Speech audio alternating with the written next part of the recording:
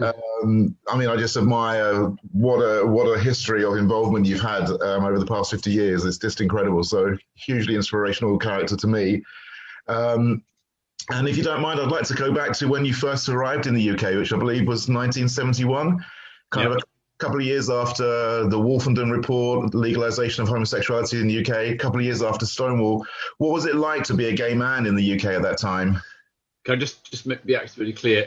It was a partial decriminalisation of male homosexuality in Sure, 1967, sure. Thank you. and in fact, the number of arrests for consenting adult same-sex behaviour increased by 400% in the few years after 1967. Wow, I wasn't aware of that. Thank you so much. Yeah, thanks for clearing that Yeah, up. and full decriminalisation didn't happen in England and Wales until 2003, not in Northern Ireland until 2009, Yeah. and not in Scotland until 2013. Wow. That's incredible. Yeah, we just assumed that it was the Wolfenden Report that kind of legalized everything, really. So, yeah, Yeah. thank you for clearing that up. Well, what was it like to be a gay man in those days in London, in the UK? Well, most aspects of gay male life were still criminalised despite the partial decriminalisation of 1967. So sex was only lawful if it took place between two consenting adult civilians, aged 21 or over, in the privacy of their own home, with doors and windows locked and closed, and with Wow. no other person present in any part of the house. It remained illegal in Northern Ireland until 1982 and in Scotland until 1980. It remained unlawful in the armed forces until 1994 and unlawful in the merchant navy until 2 years ago. Wow. So you were very aware then at that time that the battle hadn't been won. There was still a lot to fight for. What were your priorities at that time? Can I just add that Yeah, of course. at that time there were no public figures who are openly LGBT plus. Mm. The only time LGBT plus people were ever mentioned was when they were exposed as spies, child sex abusers, or mass murderers. Yeah. The medical and psychiatric professions still designated homosexuality as an illness and supported various cures, including electric shock aversion therapy, funded by the taxpayer on the National Health Service. Wow, that's incredible. So there's still an incredibly hostile narrative towards the LGBTQ community, or I guess that wasn't even a term back then. Yeah. So as I say, what were your priorities then at that time as an activist? Well, I was very quickly involved in the newly formed Gay Liberation Front in London, and our agenda was really to take on the establishment over its homophobia, biphobia, and transphobia. So this included campaigns for an equal age of consent, because the age of consent for heterosexuals was 16, whereas for gay and bisexual men it was 21, a 5-year difference, which criminalized both young men under 21 but over 16, and also their partners of whatever age. Yeah. We also had campaigns against the medical and psychiatric professions, and did zaps of Harley Street against well-known psychoanalysts and psychiatrists who were advocating the curing of homosexuality. I staged a protest at St Thomas's Hospital in London during a lecture by Professor Hans Eysenck, who was then one of the world's most famous psychologists.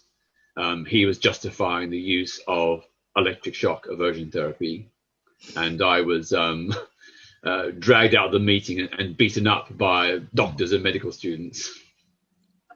Wow. The Gay Liberation Front also did big protests against Festival of Light, which was a Christian-led morality campaign targeting abortion, pornography, and homosexuality.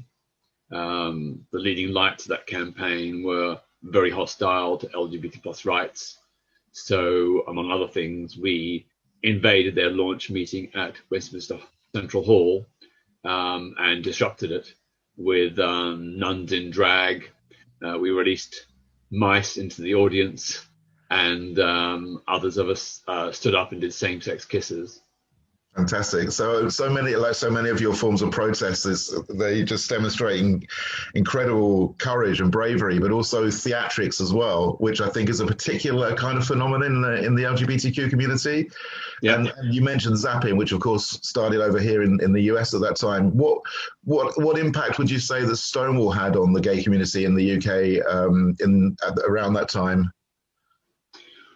Well, I think people heard about the Stonewall riots and subsequent gay liberation protests in New York and other cities. And that was partly the inspiration for the formation of the Gay Liberation Front here.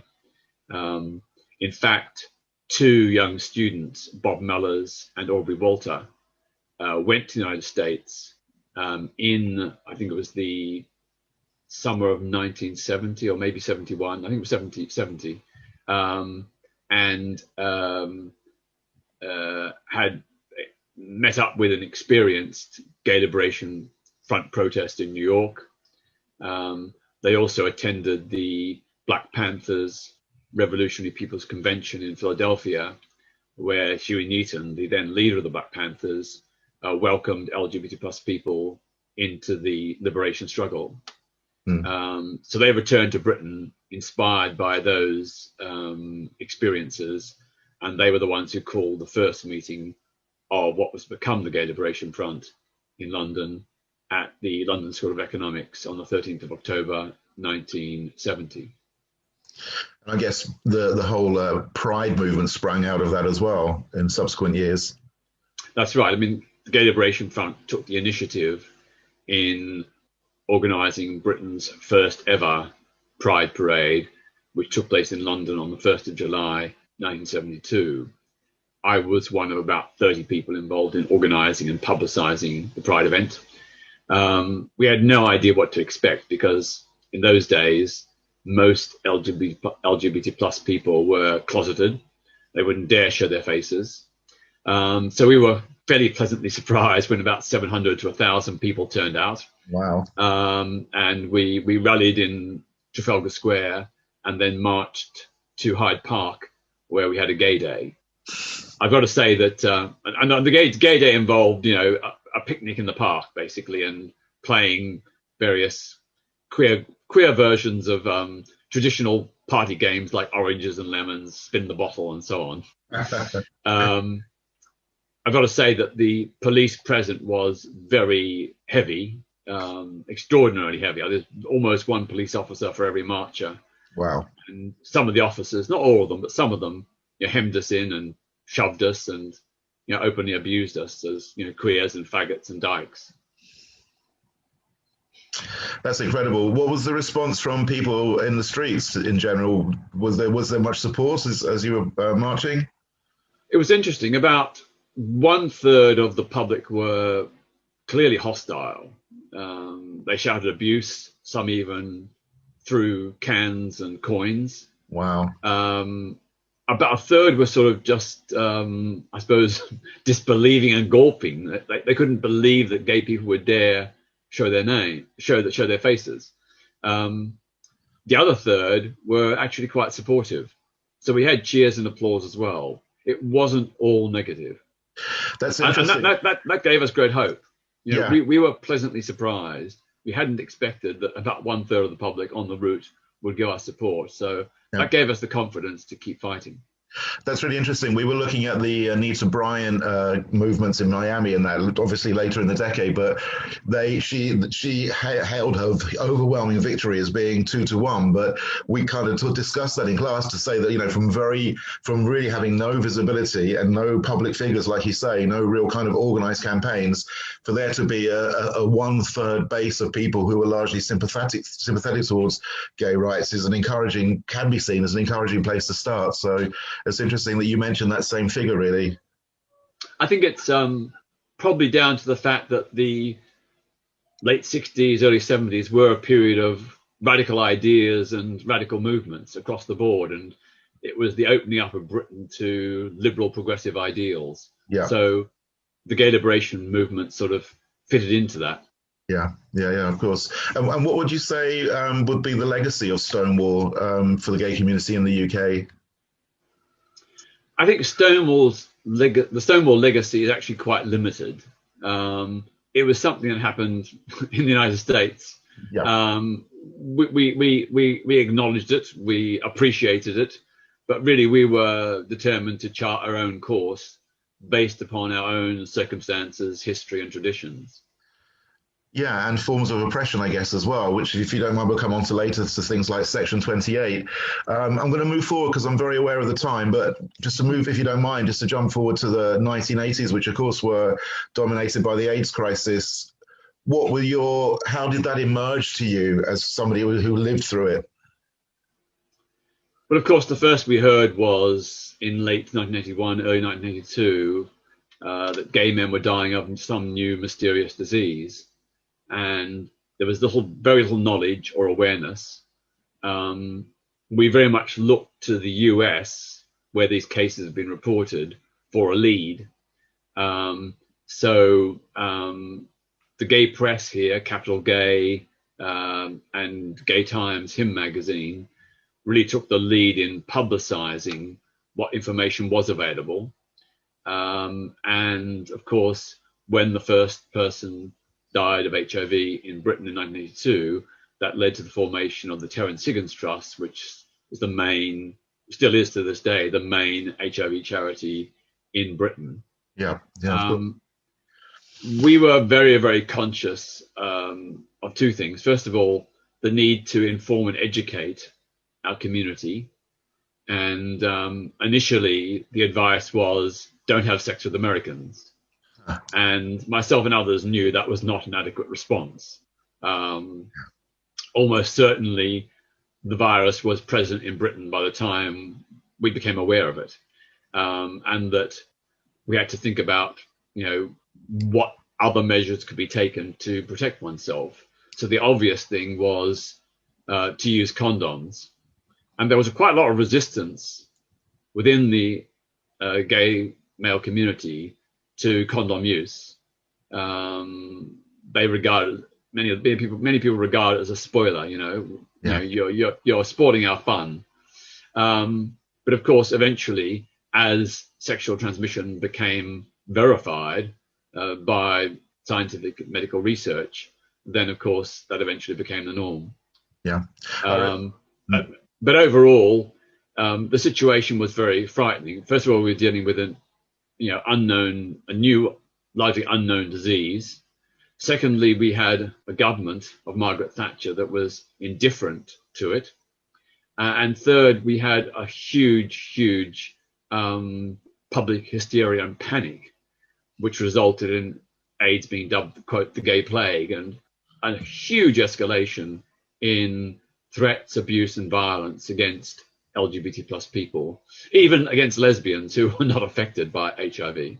Yeah. I remember some of the campaigns for the use of condoms being pretty graphic at times, but also really humorous at times as well. It was that dual combination of humor and kind of like quite brutal way of trying to get the message across to the community. You mentioned the Thatcher indifference by the Thatcher administration. Can you talk a little bit more about that? Is it indifference, or were they more overtly opposed to taking action? Well, basically, until the first heterosexual person died of AIDS, the UK government did nothing. As long as just gay and bisexual men were dying, they looked the other way. Yeah. So the Terence Higgins Trust really struggled to get even meager funding. I think eventually they got something like £35,000, which was a drop in the ocean, insignificant. So we felt that this was clearly a government that was not recognizing the medical emergency that was looming, and which was allowing its judgment to be clouded by rank homophobia.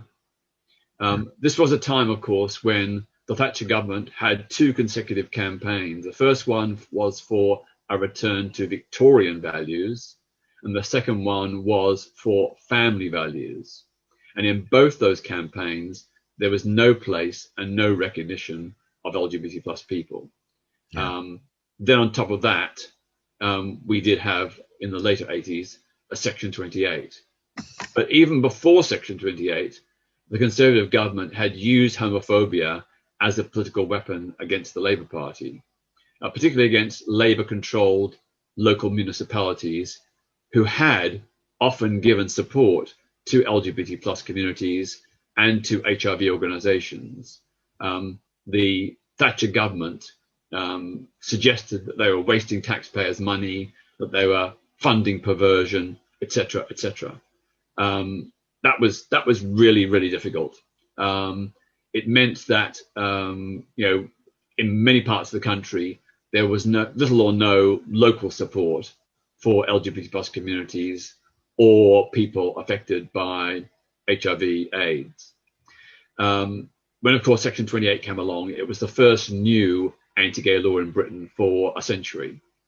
And as you know, it prohibited the promotion or the so-called promotion of homosexuality or the promotion of same-sex relationships as, quote, pretended family relationships. This led to a huge mass of censorship, mostly by local councils and education authorities, but also by some other bodies like local health authorities. They did not provide the support they should have, and what support they had given was hastily withdrawn.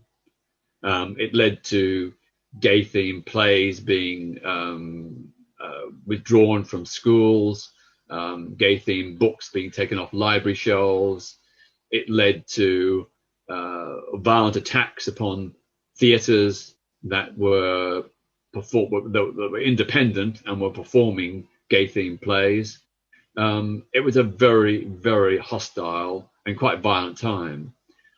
Coinciding, the number of gay and bisexual men arrested for consenting adult same-sex behaviour rocketed, so that by 1989, the level of convictions for these entirely consensual offences was almost as great as in 1954-55. Oh, sorry, I'll rephrase that. The level of arrest for the main anti-gay offence of gross indecency, the law that sent Oscar Wilde to prison in 1895, and which resulted in Alan Turing being subjected to chemical castration in the 1950s. That law, the number of convictions under that law rocketed to almost as great as in the period 1954-55, when male homosexuality was totally illegal and when the country was gripped by an anti-gay witch hunt. Simultaneously, the number of gay and bisexual men who are being murdered escalated dramatically. Between 1986 and 1991, I identified 51 murders of men where the circumstances pointed to a homophobic motive. And that is just the cases, the murders that were drawn to my attention. I'm sure the real figure was even higher. Yeah. It was on a level with race attacks and race murders. Wow. But it was almost unreported, and there was no, the police were the perpetrators, not the protectors. That's incredible. Do you think that, as sometimes happen when particular acts of oppression are applied, that in some respects it serves to galvanize the community a little bit more? I know that in 1990, I believe you formed, you were instrumental in the forming of OutRage. Do you see that as emerging from that situation? Well, the formation of Stonewall, the parliamentary lobby group, and OutRage, the direct action protest group, were direct consequences of this escalating homophobic atmosphere. Primarily, but not exclusively, Section 28 in the case of Stonewall, and in the case of OutRage, the twin disparities between escalating police arrests of gay and bisexual men and the failure to prosecute and properly investigate the murders of gay and bisexual men. Yeah, and I believe that OutRage was initiated a dialogue with the police at that time to try to change policing methods towards the gay community. Can you tell us a little bit about that? Yeah, I mean, we very much issued an ultimatum to the police. We want protection, not persecution. Right. And we mounted a series of very high-profile public protests against police harassment, including the use of agents provocateurs. These were young, attractive officers who dressed up in a gay style, then went into a public toilet or a park or cruising area, would give gay men the come on, and any man who then responded would be arrested. This is clearly police collusion or police, encouragement of the commission of crimes. So we did a number of things, including picketing police stations, invading police stations, interrupting police press conferences, photographing police agents provocateurs and putting their pictures on toilet doors and on toilet cubicle doors, and stapling them on trees in parks where they were active. We were very much about taking on the police and exposing what we said was a misuse of police resources and public money. We said police could be concentrating their efforts on combating real criminals who cause people harm, not going after victimless crimes involving gay and bisexual men. Yeah. And could you feel public opinion swinging the way of the gay community through this process as well? It did. I mean, OutRage had a very sophisticated campaign. We really professionalized protest, producing very slick news releases, which were very authoritative, which quoted the exact law, gave examples of individuals who were victims, offered them to the media to be interviewed. Journalists really, praised us at the time, saying that, we were incredibly efficient, effective, and professional. And that gave them the confidence to take our news releases and report them, because they knew that we could be relied upon in terms of accuracy and honesty. So we got masses of media coverage in the press and on radio and TV. Myself and other OutRage spokespeople would be on TV news programs, discussion programs, radio talkback programs, etc., day after day after day.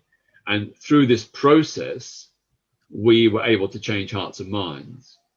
And this was a very clearly well thought out strategy. It wasn't an accident. Our strategy was we needed to do imaginative, creative, exciting, daring, provocative protests that would get media coverage.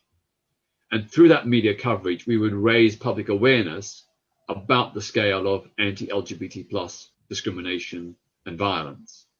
And off the back of that, we would get invited onto chat shows and phone-in programs where we could further amplify the issues and cause that we were fighting. So this was the thought-out strategy of how we would change hearts and minds, how we would reach the public and then convince them that the law needed to change. Yeah. And what about the drive to encourage people to come out as well? Was that an effective strategy? Yes, although I wouldn't say that by this stage, by the late 80s, early 90s, the coming out strategy was really more from the 70s and 80s. Earlier on. Yeah. We assumed by the 80s and 90s that, those who were willing to come out would come out. Right. And when they witnessed the scale of victimization that our community was facing, they would come out themselves. They wouldn't need to be asked. Yeah, sure. Okay, thanks. Well, you mentioned some of the more spectacular stunts that you arranged with OutRage. Can you talk to us a little bit more about some of that? I mean, I'm thinking particularly of the Easter address by George Kerry, which made certainly national news in the UK. Your attempts to arrest Robert Mugabe, of course, not necessarily LGBTQ related, but another example of the kind of direct action that you took, incredibly courageous, incredibly brave, but that made national and international news. Can you tell us a little bit more about those? Well, I think early on, some of the spectacular outrage protests included the kissing in Piccadilly Circus, which was to challenge the way that even in the early 1990s, the police were arresting and securing the conviction of same-sex couples for simply kissing and holding hands or expressing affection in public. So, for example, there was a famous case of two lesbians at a railway station who were arrested for giving each other a goodnight kiss as one got on the train. So we decided to defy the law, and we issued a challenge. We're holding this mass kissing. Come to Piccadilly Circus and arrest us all if you believe this law is worth defending. And of course, having in the weeks prior, put up to the media examples of same-sex couples who had been arrested for kissing, holding hands, hugging in public, this already built a huge momentum of public outrage, because even people who didn't agree with homosexuality thought this was pretty excessive. To give someone a criminal conviction for simply kissing, at a bus stop, or something like that was deemed to be so over the top.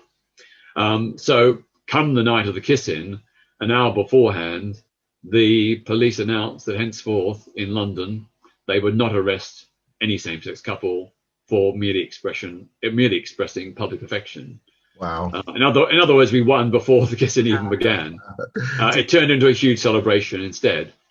Another example was we organised a turn-in at Bow Street Police Station, the police station where Oscar Wilde was taken when he was arrested in 1895.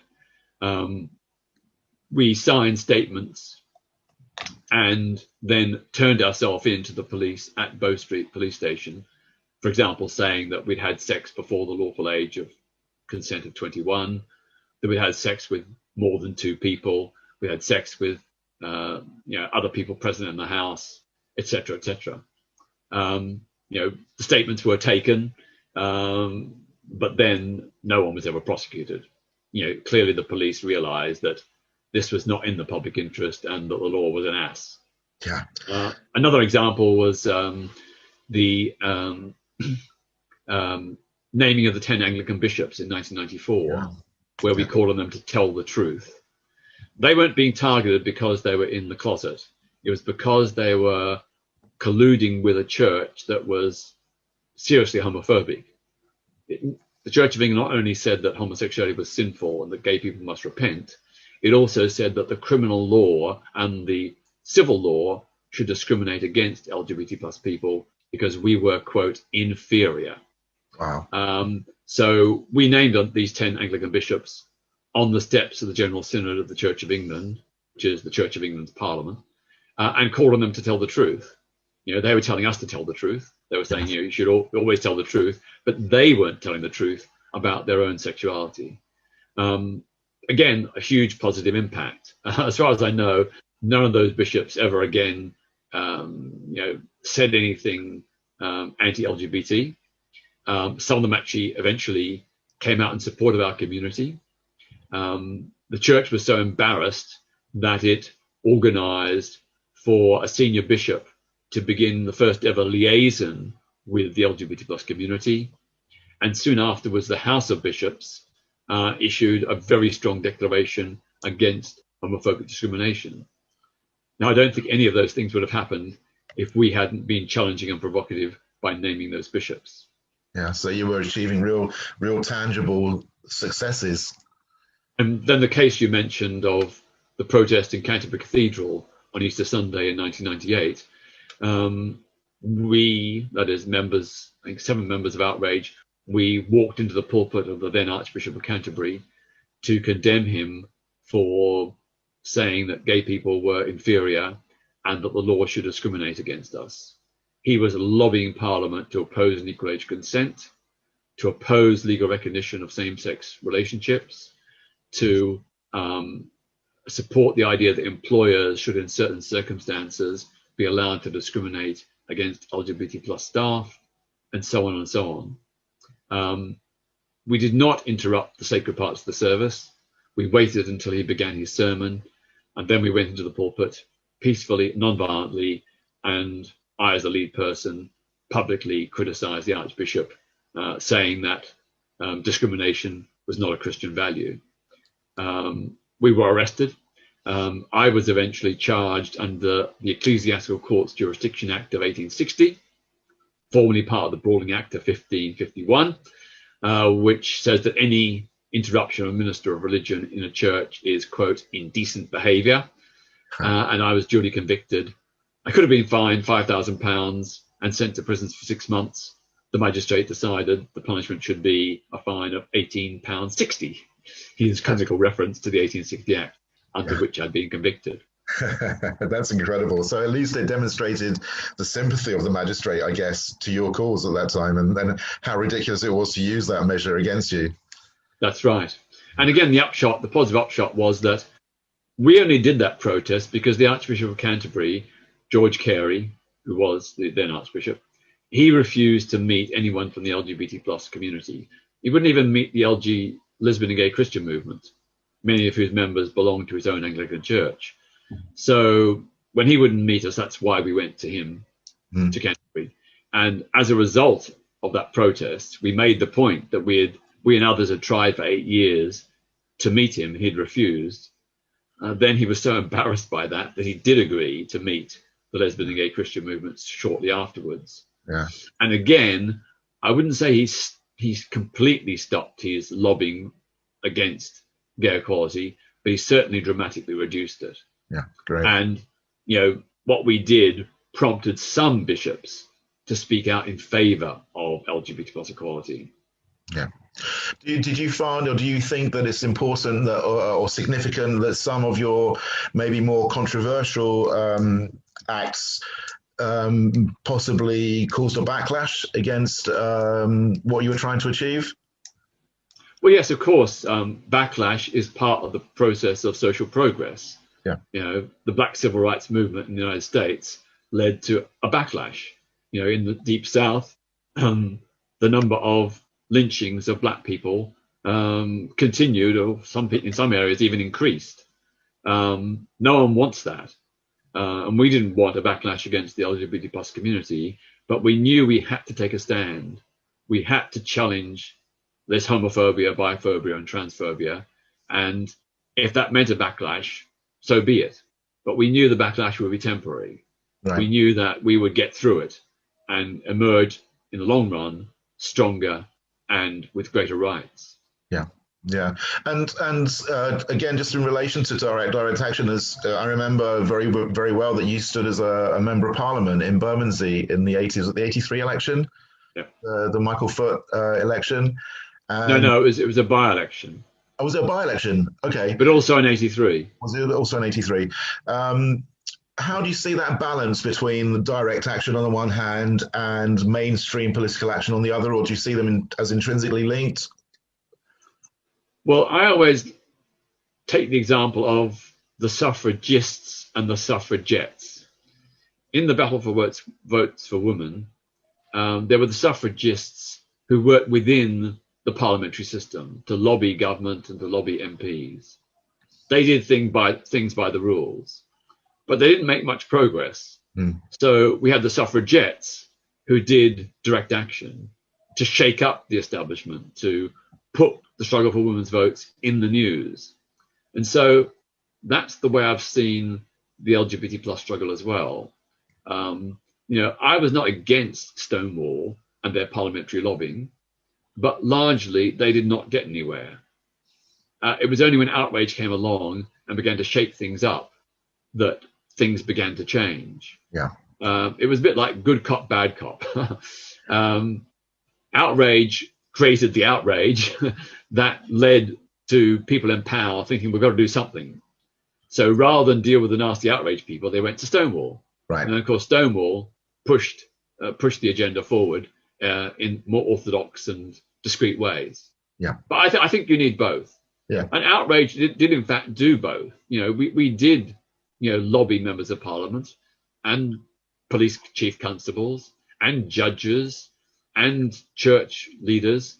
We tried the lobbying and sometimes it worked, but mostly it didn't. It was only the direct action that really got results. So I'm not one who says there's only one way to do it. There are Yeah. many different ways, and all those different ways help. The Absolutely. other thing I'd say is that Stonewall had a very much an equal rights agenda, but purely equal rights. It just wanted equality within the status quo, whereas OutRage, like the Gay Liberation Front earlier, was much more critical of the social mainstream. We had a much more skeptical view towards the laws, institutions, and values of mainstream society. We didn't want equality within an unjust system. Yeah. We wanted equality that went beyond what was to what could be and should be. So, for example, on the issue of sex education in schools, Stonewall was very much about just getting LGBT issues included within the curriculum. OutRage was saying, look, the curriculum is rubbish when it comes to sex and relationship education for straight kids. We don't want that. We want a better sex education for all kids, whatever their sexuality, whatever their gender identity. Yeah. Likewise, with regard to marriage, of course, OutRage opposed the ban on same-sex marriage because it was driven by homophobia, and we as an organization were against homophobia. But we never thought that marriage was the be-all and end-all. So we shared the feminist critique of marriage. Yeah. So we were in a curious position of both opposing the ban on same-sex marriage, but also arguing for something better. So we came up with the idea of what was initially called an Unmarried Partners Act and later called a Civil Commitment Pact, which would give legal rights in a different framework for marriage or what came to be civil partnerships. I mean, basically, civil partnerships are marriage by another name. Some of the terminology is different, but the essence, the model is the same. Yeah. And whereas Stonewall just wanted civil partnerships and marriage, OutRage said, well, yes, but we want something bigger and better. In modern societies, the marriage model, the civil partnership model, doesn't really, hack it. Both those are one size fits all. Yeah. Whereas in modern societies, there's a huge diversity of modern relationships. Some partners live together, others live apart. Some have share their finances, others maintain financial independence. Some have kids, others don't. Yeah. So we need a system that can allow a couple to create their own tailor-made partnership agreement suited to their own particular circumstances. Yeah. So that's the way. Another example of how OutRage differed from Stonewall. We had a sort of equality plus agenda, arguing that we don't want equality within an unjust status quo. Yeah, and that debate's still very much ongoing, isn't it? Between those who are advocating for, if you like, a place at the table, and those who want to tear the table down and have, established what might be called as queer spaces that don't conform to the system. That was actually going to be my next question. So thank you for that really comprehensive answer. The only thing I would follow up on that is, did that leave for an uncomfortable relationship at times between Stonewall and OutRage? Well, basically, OutRage was very happy to work alongside Stonewall, and we appreciated their work. But Stonewall did not reciprocate. And they very much portrayed themselves as the LGBT plus organization and really excluded all other organizations, not just OutRage, but the Lesbian and Gay Christian Movement, Lesbian and Gay Employment Rights, Gallup, the Gay Policing Group. They were all marginalized by Stonewall. They seem to have a sort of empire building mentality, which didn't fit very well with our more inclusive, diverse approach of collaboration. And do you think Stonewall's priorities have changed, because they are still campaigning and advocating for LGBTQ plus rights? Do you think their priorities have changed now? Well, no, they're pretty much the same. The only thing that has happened is recently, they did embrace trans rights, which they'd always refused. And that's good. Yeah. But it's all still within the very narrow confines of equality with the laws that exist, rather than any questioning of those laws or any alternative models. Yeah. Can I just take you back briefly to when you were campaigning, when you were standing for Parliament? I remember vividly as well the kind of homophobic attacks that were thrown against you by mainly by the Liberals, if I remember correctly, which really surprised me. How did that feel at the time when you were standing for liberation and you were standing to represent the gay community to feel that level of attack from the political system? Well, of course, I was standing as a left-wing Labour candidate who supported LGBT plus rights. And I think that my manifesto for LGBT plus rights that I enunciated in that period, I think it's more radical than anybody has ever advocated before or since. It was a very, very detailed manifesto. No disrespect to others who've went before and have come since, but it was far-reaching, but I think, very much within the mainstream of, liberal human rights values. Yeah. It's true that I think Gay News described what happened to me as the most sustained vilification of a gay person since Oscar Wilde. Lots of media commentators and journalists described the Bermondsey by-election as the dirtiest, most violent, and definitely most homophobic election in Britain since the Second World War. I was subjected to almost non-stop smears, attacks, and vilification by the tabloid press. There were about 50 attacks upon my flat, including bricks and bottles through the window, even a bullet through the front door, and an arson attempt. I was also physically assaulted over 150 times while out canvassing on the doorsteps. Wow. So it was very, very tough and very, very frightening. Yeah. But I was very determined. I felt I was fighting a just cause. And what's interesting is that all the issues that I was denounced for as an extremist are now the mainstream. Yes. So I argued for troops out of Ireland and a negotiated political settlement in the north. That happened, almost 2 decades later. I argued for a national minimum wage, which I was, which I was told was extremist and would bankrupt the country. We've had a national minimum wage for well over a decade now, and the economy is running fine. I argued in favour of a comprehensive non-discrimination act to protect everyone against discrimination. That too was denounced as extremist, but it has been, part of British legal fabric, part of the British legal fabric since 2010. Some quite long time after I advocated it, but it is nice to know that so-called extremist policies that I advocated are now part of the mainstream, and that I think shows how Britain has changed politically, legally, and culturally. Yeah. You mentioned the Equality Act of 2010. This will be my last question, if you like, because I'm aware of the time that's running by. And if I may also kind of mention marriage equality in the UK, both as being huge steps forward, I guess. But what do you see as the remaining challenges and perhaps the most immediate challenge for the LGBTQ plus community? Well, there are a number. First of all, we do need to secure reform of the Gender Recognition Act to allow trans people to self-identify through a statutory declaration. It exists in quite a number of other countries successfully without a problem.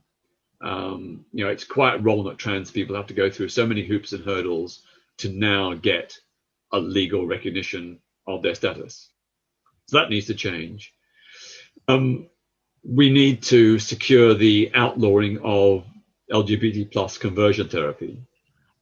This was promised by the Conservative government in July 2018, and it still hasn't happened. It exists already in many other countries and states. The Australian state of Victoria only just recently introduced probably one of the world's best legislations to outlaw so-called LGBT plus conversion therapy. It's the model, it's the template. The British government could easily adapt it and legislate it, but it's refusing. We're pressing for compensation for gay and bisexual men who were convicted and either fined or imprisoned under historic anti-gay laws. Many of them suffered terribly, not only imprisonment, but also beatings and abuse and threats and menaces within prison, sometimes by other inmates and sometimes even by prison staff.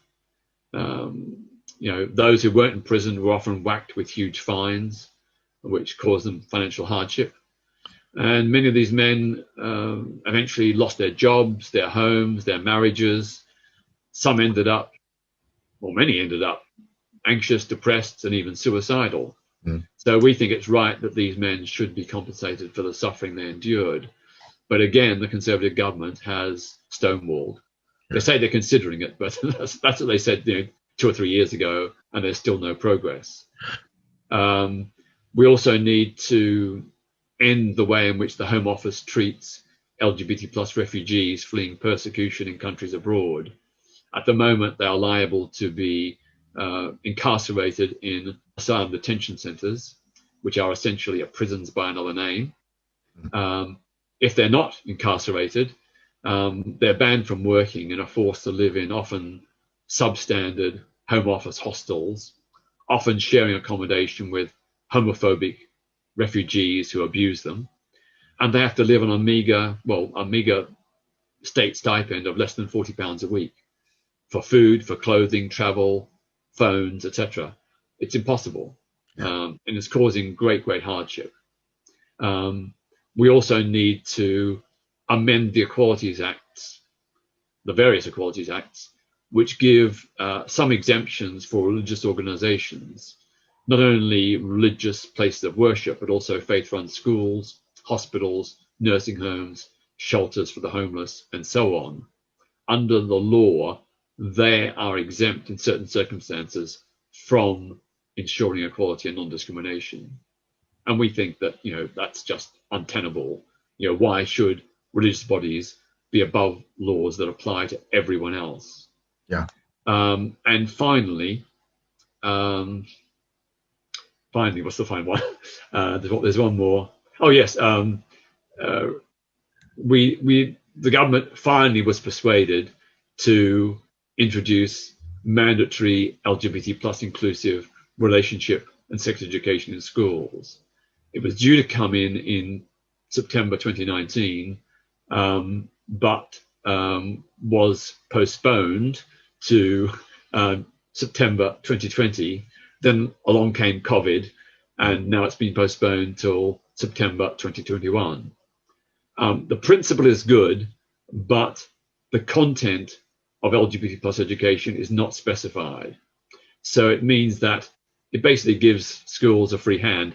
Some can do it well, some can basically get around it by doing a minimal tokenistic LGBT plus education. There's also the problem that faith schools are going to be allowed to continue to promote their own religious ethos, which in many cases says that homosexuality is and transgenderism are, sinful, immoral, abnormal, and unnatural. So we really have to close those loopholes. So there is still work to be done. Yeah. You must be, well, I'm assuming though that you must be optimistic about the possibility of achieving these changes. Throughout your long career as an activist, you've seen a lot of changes, a lot of progress, sometimes 2 steps forwards, 1 step back. But do you remain optimistic about the possibilities of achieving full equality? Oh, absolutely. I am an eternal optimist by nature. I'm an idealist, driven by a vision of what could be rather than what is. And I, over the years, have seen so many things that seemed impossible come to fruition. Even just 20 or so years ago, the idea of same-sex marriage to most people seemed impossible. Myself and OutRage, we began campaigning for it in 1992, and we were dismissed even by most LGBT plus people. Stonewall actually opposed same-sex marriage right up until about 2011, 2012. But we had this vision and we stuck to it, and eventually, with many others, of course, we prevailed. Yeah. Well, thank you so much. Before today's interview, I was reading through your website, and I was just so inspired by some of your quotes that you've put up on your About section. And I would recommend your website to anyone who's interested in human rights activism, LGBTQ activism, maybe in particular. And to be honest, they all just made me fall in love with you a little bit more. So, well, thank you very much, David. I appreciate your kind words. That's very, very generous of you. No, I'm incredibly grateful to you for, as I said, all that you've done for our community and all that you continue to do. And I'm incredibly grateful for you to giving up your time today. Thank you so much, Peter, and I wish you all the best.